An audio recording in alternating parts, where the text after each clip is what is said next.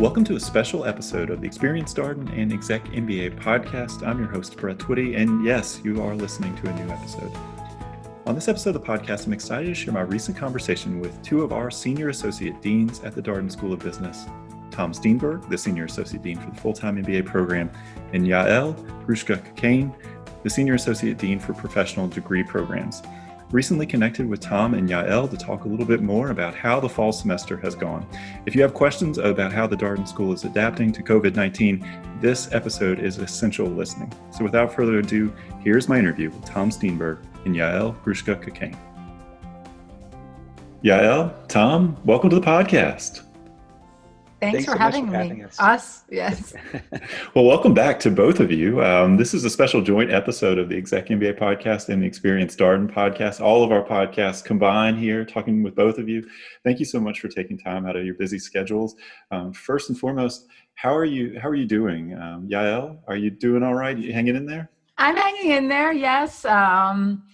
It feels a calmer, the Thanksgiving holiday was calmer than maybe previous years, but that was not unwelcomed. I kind of enjoyed the slower pace, so I'm doing pretty well. Yeah. All right. Any movies? Have you been watching any movies? Yeah, we watched the Personal History of David Copperfield, which came out on streaming over the weekend, and we really enjoyed it. So. Yeah, well, for our listeners who may wonder why I just asked Yael about a movie question for no apparent reason. Yael is a big movie fan. I will, secrets out, I suppose, Yael, you have a PowerPoint of the top movies of all time. Maybe doesn't quite come through on the podcast, but maybe one of these days we'll figure out how to share that. But, I'll share that. You can post it with a little link to the PowerPoint, yes. Don't tempt us. We'll do it. Tom, how about you? How are you doing? I'm doing great, Brett. Thanks for asking. We had a nice vacation, or a nice break, I should say. Not really vacation, with the kids, and I guess a blessing is you could spend a little more time with your immediate family over the break in a more quiet way than normal. Absolutely. Well, I'm glad you're both doing well. And thank you again for coming back on the podcast. The inspiration for this episode was we've been getting a lot of questions from prospective students about how things are going on grounds. And I can think of no two better people to talk about this particular topic than the two of you. You're both intimately involved with our full-time MBA as well as our executive MBA program from a leadership standpoint. So thank you both for being here. And Tom, I'm going to start with you. How has this semester gone? The semester couldn't have gone any better, really. So if you had asked me in August, would I sign up for a semester like the one we'd have, I'd say, sign me up twice. I couldn't have been happier. I think, from a health and safety standpoint, we had a few cases, less than a handful of cases on grounds in the fall. We knew that there would be some, and fortunately everyone recovered, and it wasn't too serious among our students. I think the academic experience was amazing. The hybrid classrooms worked great, and had a lot of feedback from our students saying that their peers at other schools are jealous about what we've been able to do in the classroom. So is a really stressful summer and beginning of fall, and there's been some bumps along the way, but overall, I couldn't be happier with how things turned out. That's great to hear. I think last time you were on the podcast, we were talking about modern poetry and making it new, Ezra Pound quote. Again, not that often we get to talk about Ezra Pound on the podcast. So do you feel like you were successful in making it new this fall?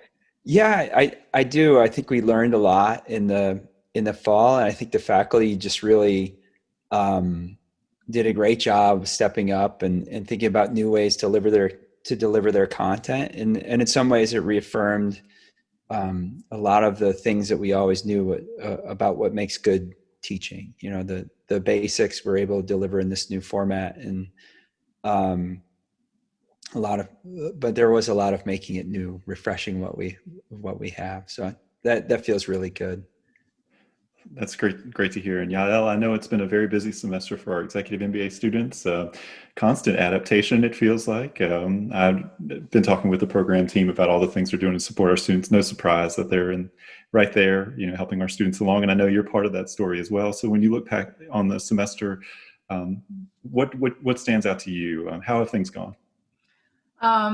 So I echo what Tom mentioned. You know, we were intensely in conversations over the summer, and there was a lot of balls in the air and a lot of unknowns. And the semester has gone way better, or, you know, the best that we could have hoped for, in the sense that everybody was upbeat and as optimistic as they could be. I think there was a lot of positive intent in terms of realizing that everybody's trying their hardest, that there's a lot of unknowns, that things change and shift, and being willing to go with that vibe requires a lot of cooperation and trust on everybody's part. And I think our students, whether they are second year students who know the system or first year students who are just getting to know us, everybody was on board with that. And I personally appreciated that. I think the staff and the faculty stepped up in that way, and they were constantly thinking on their feet, and the students reciprocated. They reacted in the same way and were willing to go with it.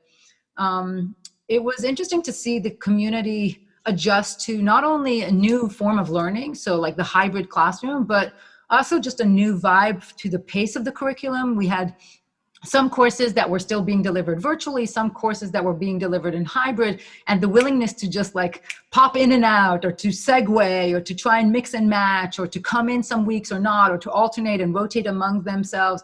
I think that takes a lot of that nimbleness, and that willingness to go with that is not obvious to me. And so, you know, some people like a routine, they like a schedule, they like to know everything and have a consistent flow. And this year we just didn't have that. And I think that it was, some may have enjoyed the dynamic sense that it was constantly shifting, but everybody was willing to appreciate why we're doing it and to make the most of it. If we're in hybrid, let's make the most of that. If you're joining virtual to a hybrid class, make the most out of your opportunity because you're at home without a mask. If you're in the class, make the most out of it by talking loud, you know, looking in the eyes of your classmates and your professor. If you're moving from a hybrid to a virtual class, make the most out of that. Like, I think people seize the opportunity in the moment in a way that, you know, maybe we've gotten too complacent in the past and just took for granted that we all show up and learn. And now we're really being thoughtful about what we do and what we bring to the table. So I thought that was really meaningful to all of us, and made the experience just unforgettable.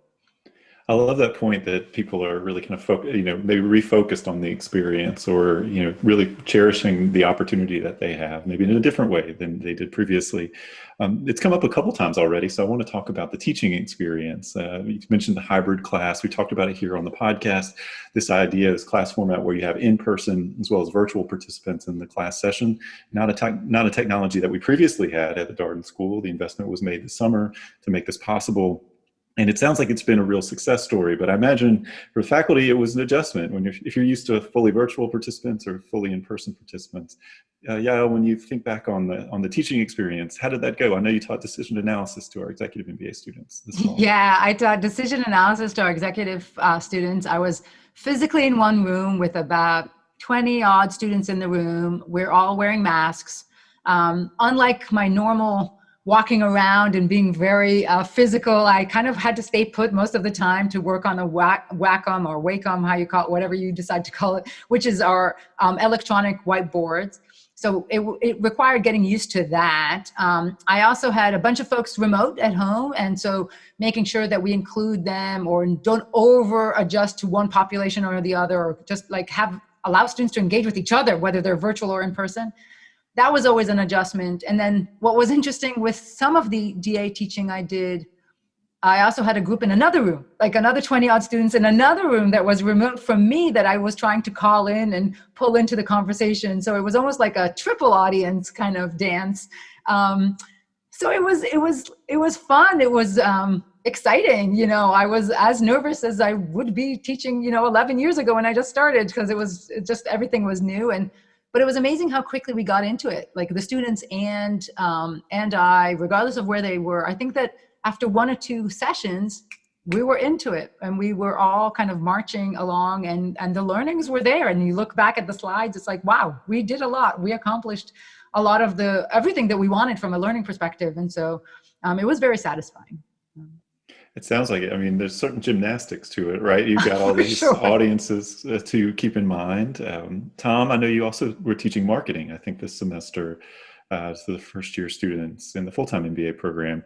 What was your experience teaching in the hybrid class? I know we talked about this a little bit in your earlier episode, but now you're past, taught the whole class.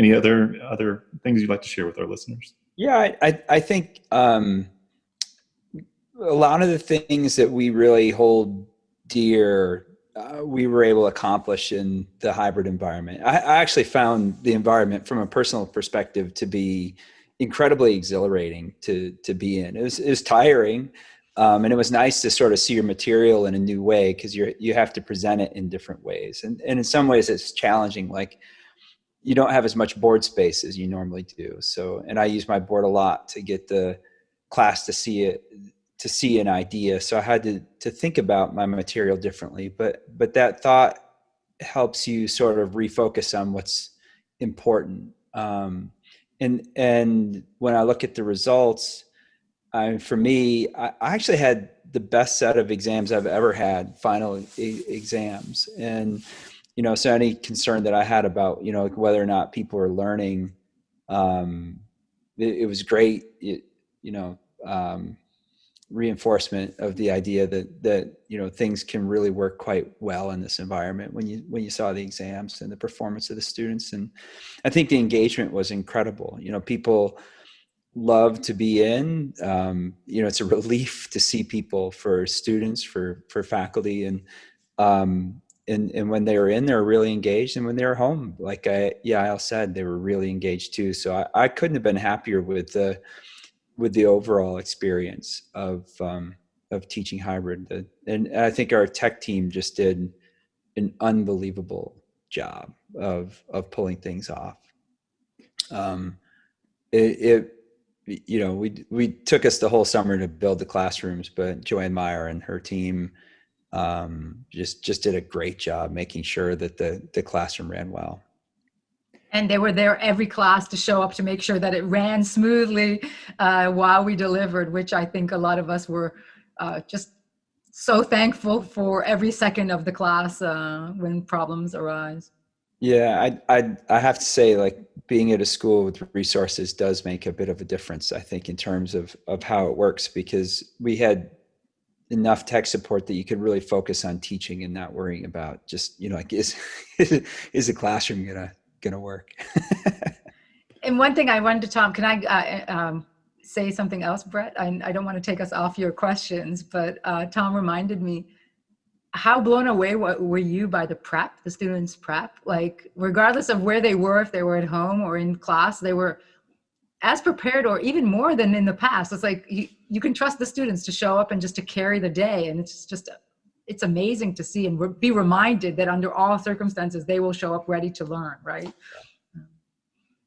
No, I love all those points are fantastic. And, I'm glad we worked in a little bit of time. A shout out for the tech support that made all of this really, really possible. I'm reminded of that hybrid classroom schematic that we shared over the summer with students who are coming in. And there were, people in person, and there were people virtually participating in the same class session. There's like a person over here that was just tech support, and really an important piece of the overall puzzle. And of course, we had Joanne on the podcast over the summer to talk about all the things that were happening in the background as part of the transition to more virtual delivery. And I mean, that team has done an incredible job, as have the faculty. And I think the pretty consistent theme, Yael, that I'm picking up both from your comments as well as Tom's, is that the students also have a big part to play in this, right? It's a partnership, which is something we've tried to underscore here. But do you want to talk a little, like, attitudinally? This sounds like the students really showed up this semester, and that makes a big difference. They definitely showed up, and they did their part of whatever was required. Again, showing up prepared is one, to make sure that we can have meaningful and in-depth conversations to allow for that learning to occur, to work with our tech team and to support our tech team and to work as a community, to respect the guidelines related to health and safety. So wearing masks and being 6 foot apart and not eating in the classroom, and minimizing, activity and keeping to the protocols. It's not always, what they had in mind necessarily when they thought about coming to get their degree, but it's just the nature of the situation. And everybody was very compliant and very supportive of each other, and respectful of each other's decisions and space, and respectful of the opinions. And Some folks prefer to be total remote, and we tried to find ways to embrace that and bring them into the community. And the students themselves would would find ways to engage virtually and in person, virtually and in hybrid formats. So socially or academically, they're not neglecting any part of the community, which I really appreciated, thinking about all their classmates and all the different circumstances that they might be facing.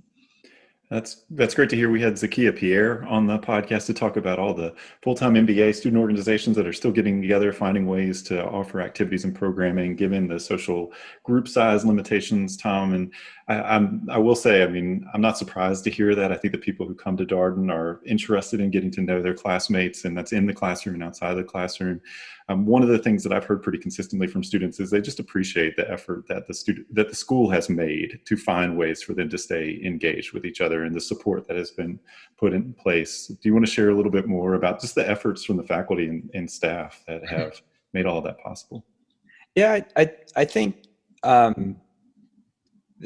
one of the keys that I thought for a successful fall, for us to have a successful fall, both academically and health-wise, was that we weren't completely draconian about people getting together. And so could we find ways for students to socialize and get together and in ways that protect our health and keep them engaged with Darden? Because I felt like if we said everything that happened here had to be off grounds, that actually people would engage in more risky behavior and we'd be more likely to have outbreaks. And so relative to some peers, we've actually allowed a little more socializing on grounds.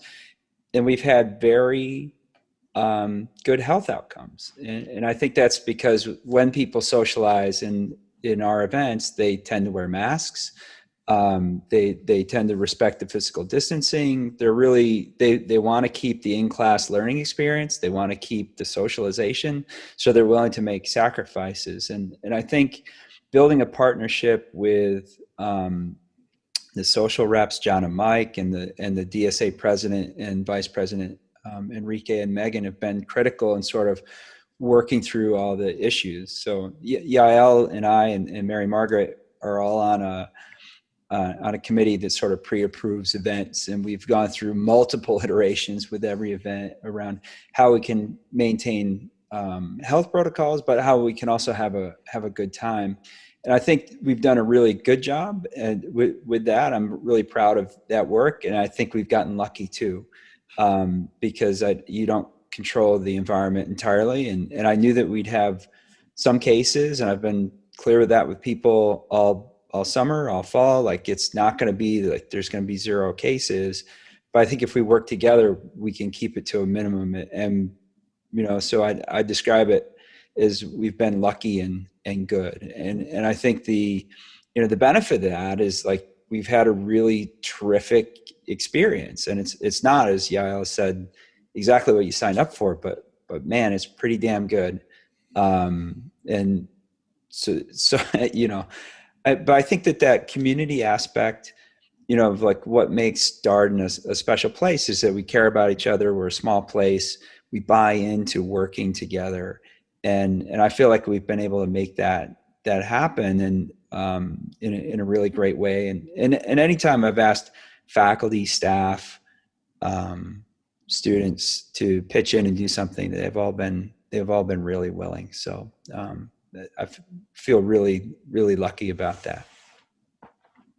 Well, we've talked about some of the challenges this fall, right? So one of the things that we've highlighted for prospective students, you may be wondering why we're talking about hybrid class, where you have in-person and virtual participants, the social distancing guidelines that Yael referred to earlier, 6 feet of social distance, well, that takes the classroom capacity from maybe 65 to 20 or so. So you have to figure out if you're going to have 60 people in a class, well, some of those folks are going to have to be virtual. And UVA has been pretty clear about its health and safety guidelines from the very beginning, this summer as we were planning for the fall. So those are the challenges, right? The fluid situation, the evolving nature of the virus, but there are also opportunities too. And we started off, Tom, by talking about making this whole thing new.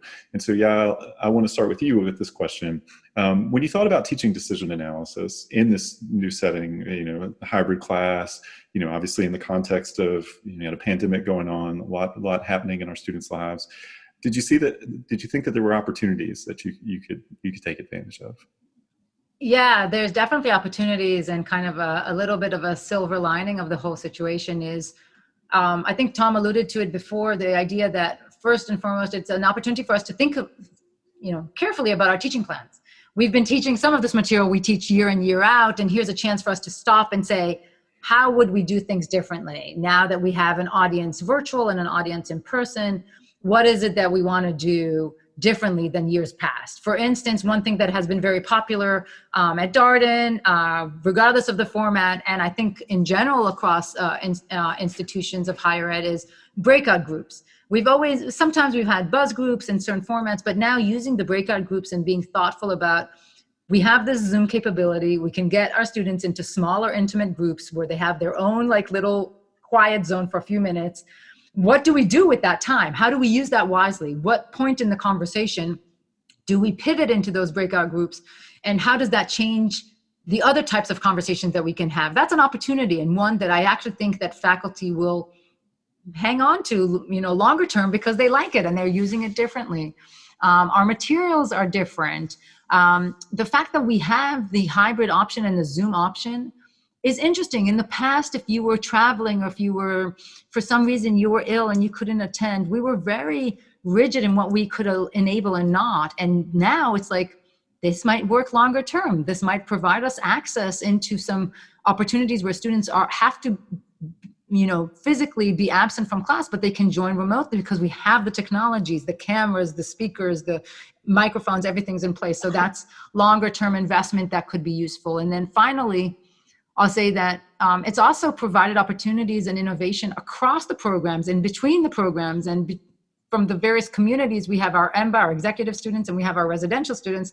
Well, this year, for the first time, executive students could attend and take part in residential students' elective courses, and a few did, because they could join remote, they could cope with the time. Normally it's delivered in person in Charlottesville, and they couldn't really accommodate that in their working schedule because they're all working professionals.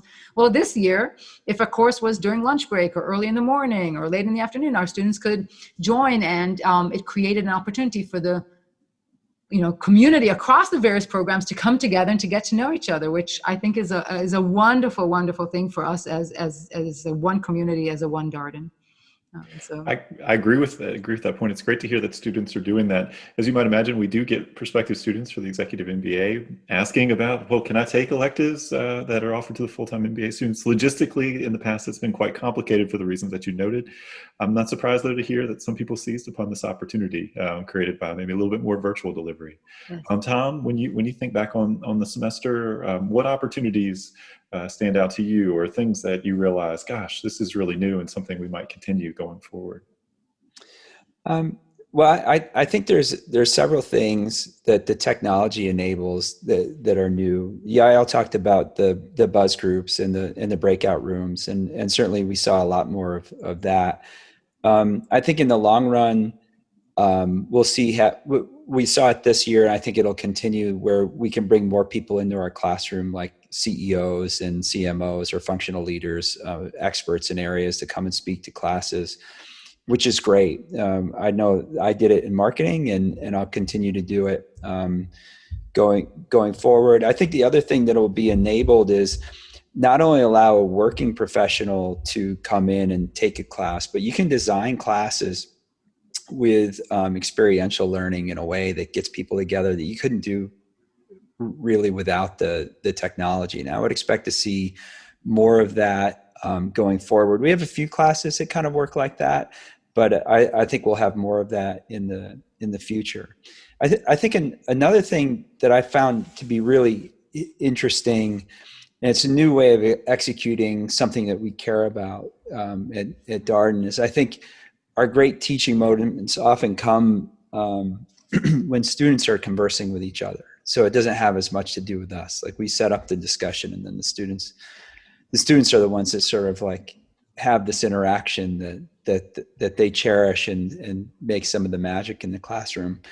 And I think faculty got more comfortable in letting go in general in the classroom, giving the students more rope, longer periods of time to teach, and even younger faculty, where it's a little scary perhaps to give up the control of the classroom. We're willing in this environment to make that happen. And, we had weekly teaching debriefs that we led with the faculty to just share best practices. And I found it to be really interesting who was willing to let go, like how they went about doing it. And I think we learned as faculty from each other about how to create those moments more frequently in the classroom, which was it was just terrific to see. Such an interesting point about the letting go of it all. We get this question from prospective students quite a bit about learning in the case method, and they're used to that really linear path of a lecture. And so here they are, you walk into a case method, flipped classroom environment. It's classrooms about application and these kinds of things. It's going to have tangents.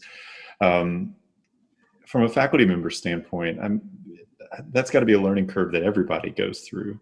Just learning to sort of, let go of the classroom discussion, let it happen organically. Is that right, Tom? Yeah, I think that's exactly right. Because when you start, or at least when I started a long time ago now, I was very concerned with, like, do I know all of the case facts down to the last T? Like, so it's like 25 pages of facts, and I felt like I had to know everything and be on top of everything. And as you get older, like, or you get more experience, you realize, like, that's not the most important thing that you do. Actually, the most important thing you do is just guide the conversation. If people have some things wrong but are in the right direction, that's okay, because the class will sort of like take care of it. They'll sort it out. It might not be right in that moment, but they'll work out the big points in the long run. And it takes some skill and it takes some confidence to believe that that's actually going to happen and not cut it off. So it's really interesting for me to watch people's progressions as they learn how to teach and become an expert in this environment. Like, when are they willing to let go? Like, what's that like? I actually think that these Friday debriefs have helped, because you see even people that have been around for a while are like, I don't know if I made the right decision, but here's how I handled the problem. And it gives you the confidence to realize, like, oh, like, so it isn't a linear sort of thing, and the class will get there. Like, they will get there. They always do in the end. It just takes a while and experience to figure out that that's actually going to happen. So Yael, I noticed some very enthusiastic nodding when Yes. Tom was talking about letting go. And when you think about your sort of that learning curve and the letting go sort of that faculty ultimately have to do in the case method, what stands out to you? I think Tom is spot on. I mean, it's a real growth in terms of teaching case method. And I think that at Darden, it's one that you are constantly inspired by your colleagues in terms of inspiration and this interplay. It's funny, on one hand, we have to be confident that the class will figure it out, and confident in the method, and confident in ourselves to let go, but also be super humble about the fact that we're constantly looking for ways to improve and learn.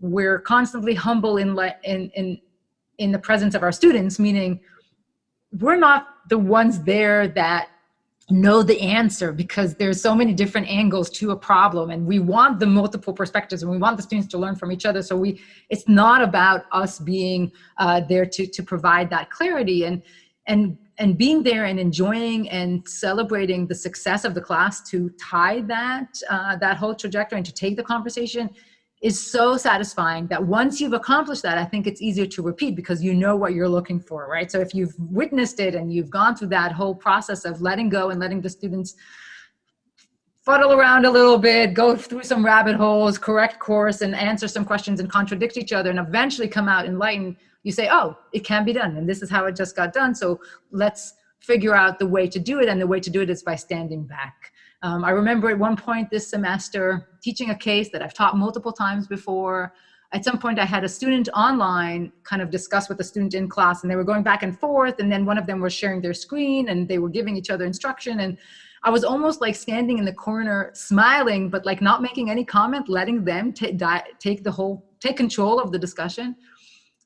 And in becoming almost invisible, it's like the most reassuring thing that you can see, because that's where the students should be and what we hope to get to with them. And I've I consider myself so lucky that over the past 11 years, I've been surrounded by faculty who have demonstrated this, and I've been learning from them. And I think that Darden really believes, the faculty and the students and everybody here, the community believes that this is a good approach to learning, and we're devoted to it. Like we really concentrate on the impact that those choices make along the way. So it's a journey. Some get there from class one and have that intuition from day one. Some, buy into it over time. We attend each other's class. We visit each other's sections. We learn from each other. We, as Tom mentioned, we meet a lot and talk about our teaching and our experiences in the classroom to be inspired. And I think that it pays off.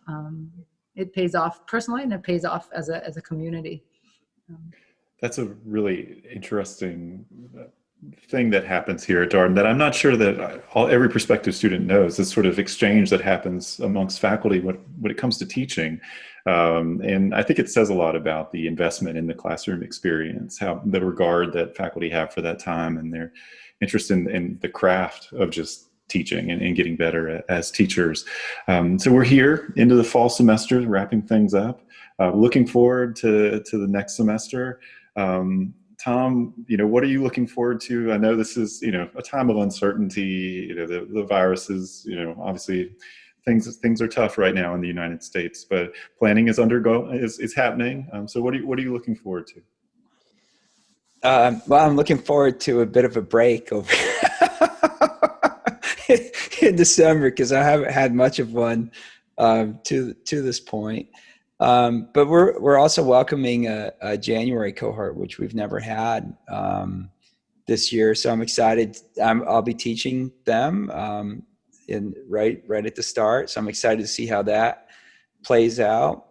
And I also think that as we get deeper into the spring, I'm hopeful that with the vaccine and with other medicines, that we can have a little bit more of a normal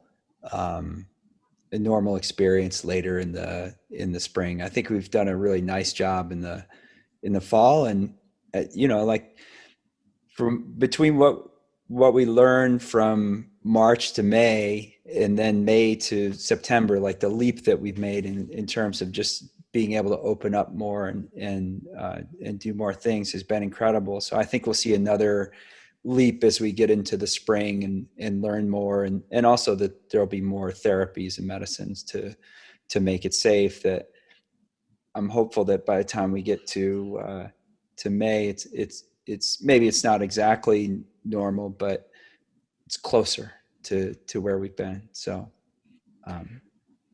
one of the storylines about the vaccine is just the fact that it's there, that these are coming along, and that people have this to look forward to, and the sort of importance of hope in the midst of all of this.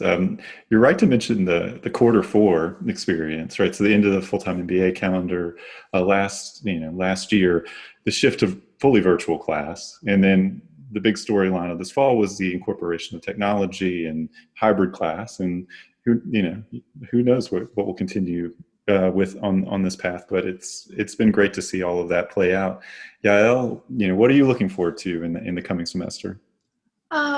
So in the very near future, indeed, a break over the holidays. I think my kids need a break a little bit from their mad rush between in-person, hybrid, at home, and everybody kind of going in 15 directions at once.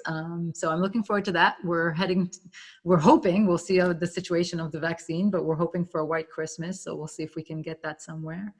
I'm looking forward to teaching data science to the executive format students for the first time. So a new elective that I'll be teaching for our second years, our 2021s, in January and February. So that's going to be exciting. New elective to a new group of students, teaching them how to code in R and think about data in a different way. And then I'm hoping, like Tom, for a easier spring ahead, or a meaningful and satisfying spring. So those who graduate can graduate fully satisfied, even given the challenges that they have faced during their time at Darden, whether that's residencies with our EMBAs, or whether that's graduation for the entire community. It's not clear what that's going to look like. The students are starting to plan. Many of them put in place very sophisticated plans in my project management course. So they're ready to go if we give them the green light to do whatever it is that we allow them to do. But whether that's virtual or hybrid or in person, with families, without families, I think that people will take opportunities in their stride and make the most out of it. We've seen virtual, international food festivals and dances here on the lawn being recorded, and folks finding ways to be creative and to provide meaningful connection. I really hope that in the spring we max out on that. So those who are ready to graduate and move on to their professional lives beyond Darden will be leaving here with very strong connections and bonds, and remember their time here during this difficult pandemic only as good and positive. Well, I think all our listeners can accept that this is a fluid and evolving situation. And I wonder, as we talk about these plans, if we might be able to just share a little bit more about just the philosophy or how you think about approaching this kind of thing. Like, what has been guiding the teams as you've had these conversations? So Yael, when you think about the conversations that are happening within the Executive MBA program, faculty and staff, you're moving into the spring. Obviously there's uncertainty, but you still have to plan, you still have to prepare. What are some of the key touch points for those conversations? It's a great question, Brett. And there's probably three things that are top of mind, and I'll try to list them in the order, maybe four things that are top of mind when we think about every plan that we put together. So one is health and safety. How can we protect our community? And our community includes our staff, our faculty, and our students, and any other individual that we come across along the way. So our guiding principle is always health and safety. What is it that we can do with confidence in terms of minimizing the risk that moving forward? The second is inclusivity, making sure that we account for the various conditions our students find themselves. If they're remote, we have students who are international who couldn't make it in residencies, who are joining from different time zones, who are some of our working professionals have jobs in the healthcare facilities that are compromised by their daily interactions. We want to make sure that we allow and provide opportunities for an inclusive atmosphere. So those are the top two. The third would probably be meaningful relationships. How do we find ways to foster community and to foster meaningful relationships given the above challenges, be that virtual, hybrid, in person, small groups, encourage folks to find ways to go on a walk together, 2 or 3 people, small groups interactions, of course, abiding by all the safety regulations. How do we encourage them to connect and to think out of the box? And our students have been really good at doing that themselves, but we also are giving them where we can our support. And then the fourth criteria I would say is our learning experience. How do we still provide a meaningful learning experience for our students? They're here to get an education. They're here to get an MBA degree, that they want the technical skills and the proficiency, and they want the knowledge that they need to accumulate in order to earn the degree and feel confident that they can lead in their jobs. And so we must consider what is best for our learning objectives and how do we best accomplish that. And I'll give you an example. That means, what is the right amount of asynchronous, if we're going to do any video recording or if we're going to do anything that is not a live discussion, how much of that do we do? When do we do that in the course? Is it all in person or synchronous discussions? And how do synchronous discussions, hour after hour, how much can we sustain that? Thinking about that logistically and what is best for the learning is also really important. So those are the 4 principles that I would say guide most of our decisions, and probably in that order. Tom, is it a similar list for planning for the full-time MBA program, thinking about a similar set of considerations? Yeah, I think it is. We had a list that we developed, in April or so, and it's those I think are the big principles. But like to get all of these things to balance is quite a trick in running the programs. You worry about a lot of things. I think having a set of principles like Yael has articulated is a key to making good trade-offs with all of that. Well, this is our admissions podcast. I feel like I have to ask at least one admissions related question. It's not that we're contractually obligated to do that. We just tend to do that here. Yael, I'll come to you for this question. We've got some executive MBA deadlines coming up, January 10, February 10, March 10, essentially monthly deadlines, all focused on one start date. Anything you would share with our listeners who may be thinking about submitting an application? Any tip that you like to share with prospective students? I think it was on either a podcast or one of our Ask Me Anything sessions that you and I have had that I spoke of, making sure that, or understanding what you buy into. I think that Darden is a wonderful, wonderful and special community, but it's especially true and kind of delivers on that for those who are embrace it, who want this type of conversational learning, who want to be in a community that is highly engaged and that students take an active part in the plans and the decisions and the leadership and sees opportunities and takes charge of certain aspects of the student life. I think Darden is, you buy into it and you come here willing to engage, come prepared for class, willing to talk up in class. It's important to recognize that those are the expectations, because it helps make sure that you feel that you belong here. And so talking to our alums, talking to our current students, engaging with faculty, joining a mock case here or there to get a sense for what that feels like. I think that those are all good things that you should do, because it makes it less mysterious, and it makes it very clear what folks come here to get and how they experience Darden. And so I really encourage prospective students to reach out. There's so many people willing to engage, to answer questions, to talk to you, to, what's it like to be an executive student? What's it like to study on the weekend? What's it like to meet your classmates, during the week virtually, but then once a month in person? How does that go? Like, ask those questions, hear from others' experience and learn from it. Because the more informed you are, I think the more confident you'll be in your decision. So that would be my advice.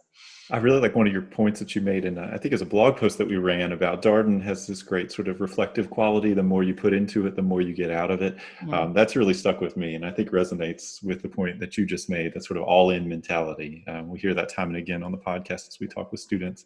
Tom, I know this is, again, admissions podcast, we got to ask an application tip or something that you would encourage our prospective students to think about. What would you share? I think talking to as many people as you can about what the experience is like, and finding the place that's right for you in the process is critical. And it may be the case. We have lots of people who come here who actually don't feel particularly comfortable speaking up in groups, and they come here to learn that skill and to be part, have to be challenged that way. I think Darden is a place where you can challenge yourself, and we have all sorts of people who thrive here, but you have to want to give it the effort. You have to want to try to grow that way and push yourself in that way. If you don't feel that way, then it won't feel like a fun experience, because you do have to put your energy in to get the most out of it.